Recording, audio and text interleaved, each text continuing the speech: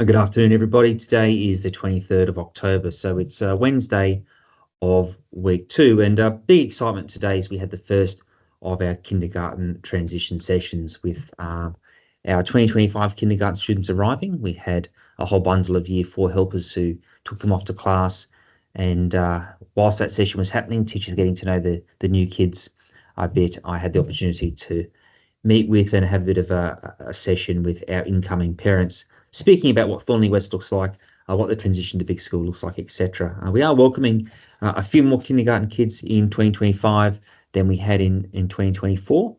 So the final class placements obviously will evolve over time, but we're really positive about the start. And there was a sense of excitement, not just amongst the parents of those students, but also amongst our current group of students who are able to remember their first time they came to big school and what that felt like for them. And everyone loves to see a sibling that comes in and gets to meet them. And it's nice for us to see some of the kids we've been saying hello to on the road from the day they were born actually arriving at school under their own steam, ready for big school. The other thing that we need to just keep our eye on that's ahead of us, Saturday we have our spring fair countdowns on the front board, so I think we're only 3 days away. So Saturday morning, come along, support our school, support our community, and have a good bit of fun. I think it's been about 7 years since our last spring fair, and the P&C worked furiously around building, and not just that fundraising opportunity, but probably more importantly around that community spirit. And we're really keen to support them on that.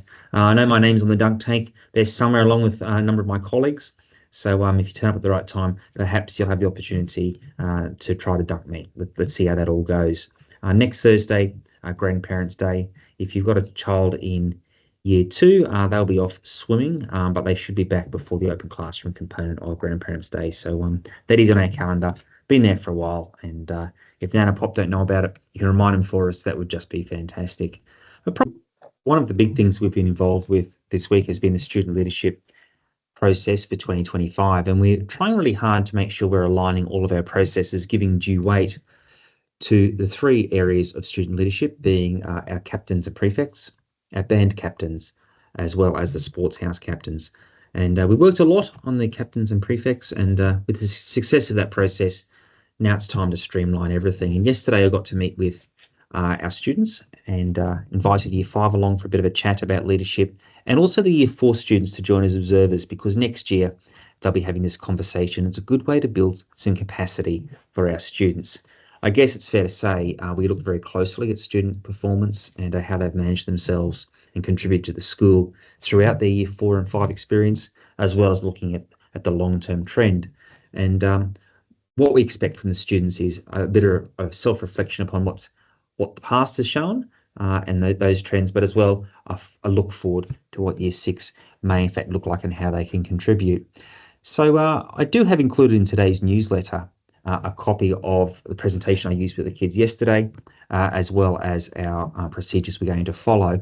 But essentially, we started off with a conversation about the process, which starts off with an information session.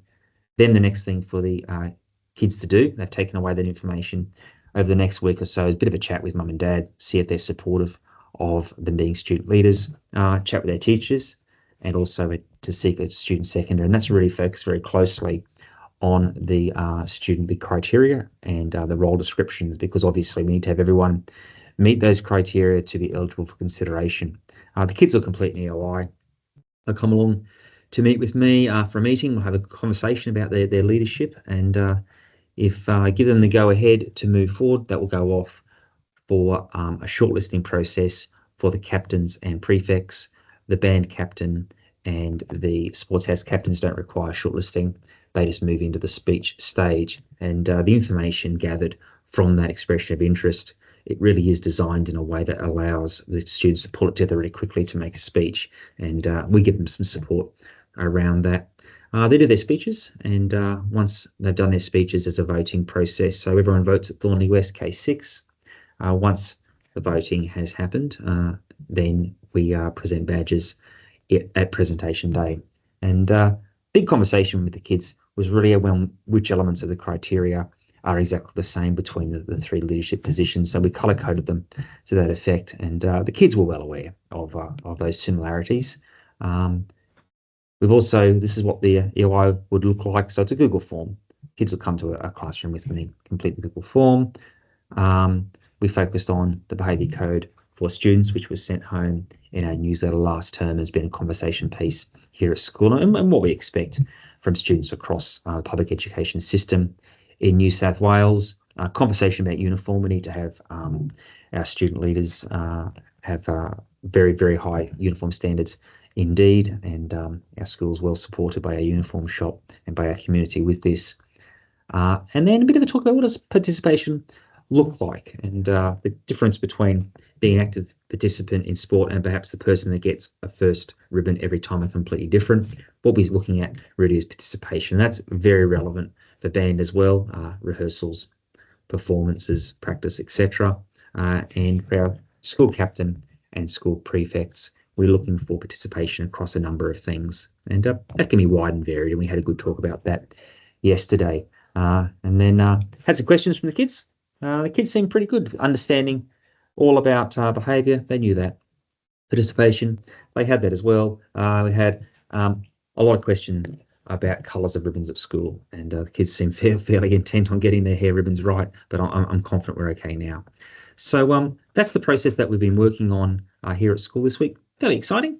Other than that, this Friday we've got World Teachers Day, and big thanks to the PNC and our community for support around that. And I know it's a really busy time for our PNC with the Spring Fair on Saturday, but they have taken the time to recognise teachers on Friday, and certainly we encourage everyone, come along to the Spring Fair, whether you can come for a couple of hours, an hour, or even for 10 minutes, it doesn't really matter. It's a really good community opportunity, as well as the fundraising aspect for our school, and hopefully I'll see you there. Thanks, everybody.